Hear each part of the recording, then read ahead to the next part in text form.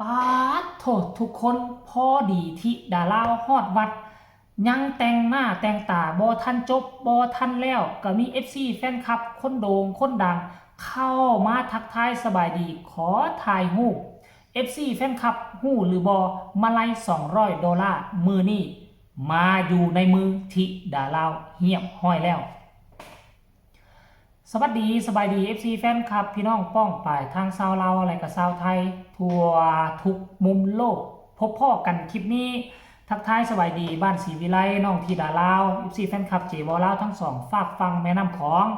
จะพาทุกคนไปติดตามเยี่ยมยามถามข่าวการไปงานอยู่ที่เมืองอุบลของน้องทีดาลาว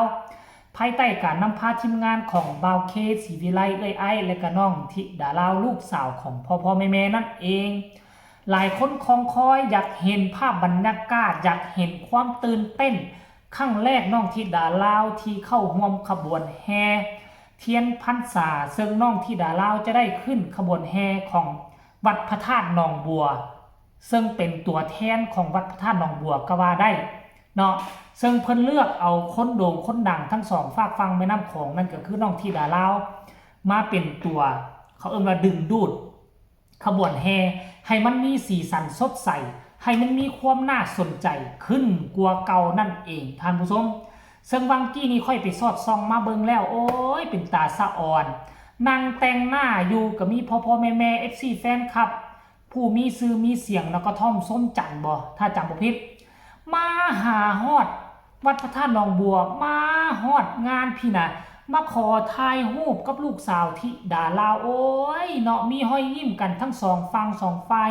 ซื่นมื่นทานผู้ชมเอ่ยและที่สำคัญไปกลัวนั่นมาไล่จากพอฮักต่างแดนทุกคนเอ่ยจากพอฮักต่างแดนปัจจุบันนี้มาถึงมือของน้องธิดาลาวแล้วตีเป็นเงินบาทไทยกับ1 2 3 4 5 6 ประมาณ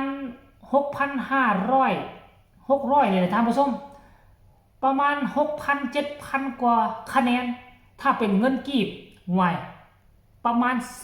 4-5 ล้านกีบท่านผู้ชมเอ้ยพอผู้ศรีวิไลได้ออกมาโพสต์เคลื่อนไหวเฮียบห้อยแล้วเนี่ย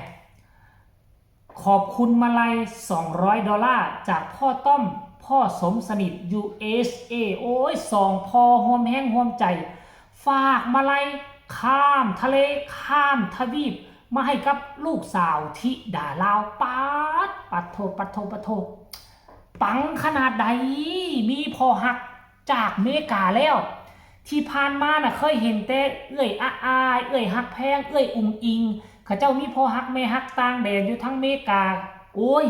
บ่คิดบ่ฝันว่าวันนี้ธิดาลาวก็มีคือกับเอ้ยแล้วกำลังเดินตามเอ้ยทั้ง3ไปติ๊ก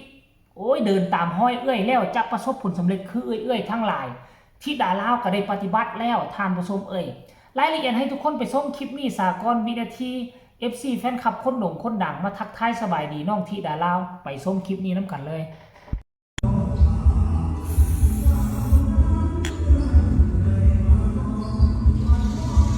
ตัวนี้เจ๊ลอยทำผมเองนะตัวนี้เก่งเหรอดิตัวนี้ทำเองได้แต่งหน้าเองไหมคะนี่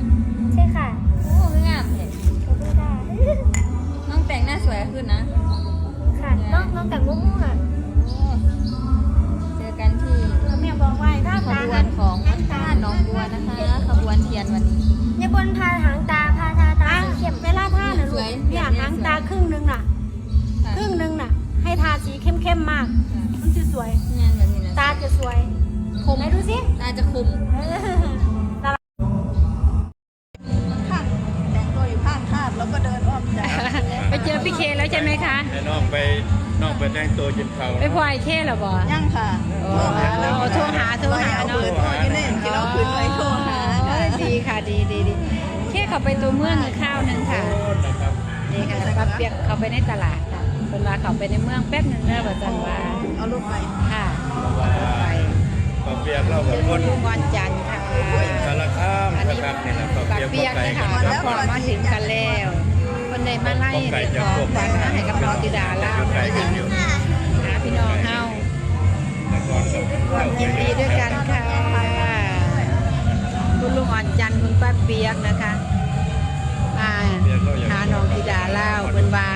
คันแม่นมามื้อนี้บ่พอสิบ่กลับว่าซั่นว่า ป้าก็ไปสบายป้าเปียก4-5 เดือน ค่ะ ดูแลเจ้าของอยู่ ค่ะ ก็ได้ไปใส่ยังว่าที่พ่อจัดผู้ก็บ่ได้พ่อเรา อ๋อยัง ไป พอ ญี่ปุ่น ยังพอกันเฮา แม่ปึงก็บ่ได้พ่อ ไปนอนหน้าเด้อค่ะเด้อ ว่าทำได้อยู่ครับ ค่ะขอบคุณคุณลุงอ่อนจันทร์และป้าเปียกค่ะ เห็นบ่พ่อแม่เห็นภาพบรรยากาศแบบนี้แล้วก็คิดฮอดตอนที่น้องได้ไปขึ้นเวทีโอ้ยตอนนั้นเนาะงานลังไหลกันเข้ามาเมื่อแต่ว่าปีที่ผ่านมานี่ก็คือเป็นการไปฝึกฝนล่อลองไปขึ้นแสดงความสามารถให้เจ้าภาพเจ้าการเจ้างานจื้อหน้าจำตาแต่ว่าฤดูกาลที่จะมาถึงนี่ได้ยินข่าวว่าเอกสารน้องธิดาลาวออกเรียบร้อยแล้วมีแล้วนั่นหมายความว่าน้องธิดาลาวก็จะมีเงินค่าจ้างเวลารับงานปีที่จะมาถึงนี้อาจจะเป็นปีที่สามารถเฮ็ดให้บ้านศรีวิไลพอมีอยู่มีกินเนาะพอมีเงินซื้อข้าวซื้อน้ำพอเฮ็ดให้ธิดาลาวมีเงินฝากไปให้พ่อแม่เป็นประจำอยู่ทั้งฝั่งลาวค่อยก็หวังว่ามันจะเป็นแบบนั้นนะท่านผู้ชมเนาะแต่ว่าคลิปนี้นี่เฮายังติดตามกันยาวต่อไปเลยยาวต่อไปอีกจักหน่อยนึงธิดาลาวน่าจะขึ้นเนาะน่าจะขึ้นนะไปนั่นแหละน่าจะขึ้นอยู่ในขบวนแห่แล้วล่ะเพราะว่าขึ้นไปนี่เขาเจ้ายังอัปเดตไปเทื่อละ9เฮาก็สิเบิ่งฮู้ข้อมูลข่าวสารซ่าแน่จักหน่อยนึงคันว่าผู้ใดอยากเบิ่งสดๆก็ให้ไปติดตามเบิ่งทั้งน้ำเบาเคศรีวิไลบ่ฮู้ว่าเพิ่นจะได้ถ่ายทอดสดบ่หรือไปเบิ่งช่องยายรุ่นช่องยายสีตึงเด้อหรือว่ายายเพชรพี่ฝ้ายเนาะทุกคนคันมาส้มของช่องจีบ่ลาวก็จะเป็นการรีวิวเหตุการณ์ที่มันเกิดขึ้นเกี่ยวข้องกับธิดาลาวตามหลังสำหรับผู้ใดอยากเบิ่งสดก็สามารถไปเข้าเบิ่งช่องลักๆของบ้านศรีวิไลได้ดังที่ค่อยซื้อนามมานั่นแหละท่านผู้ชมเนาะอันนี้คือเรื่องเล่าดีๆที่มันเกิดขึ้นในขณะที่น้องธิดาลาวกำลังกะเกี่ยงที่จะเข้าร่วมขบวนแห่เทียนพรรษาครั้งแรกในชีวิตเนาะก็มีหลายสิ่งหลายอย่างที่มันเกิดขึ้นมาเติมเต็มให้สีหน้าค่าตาน้องธิดาลาวมีห้อยยิ้มแบบอิ่มเอ็มเลยแหละทุกคนเบิ่งเนี่ยเห็นน้องมีความสุขเห็นน้องได้รับเงินรับคำรับมาลัย FC แฟนคลับก็ดีอกดีใจเช่นเดียวกัน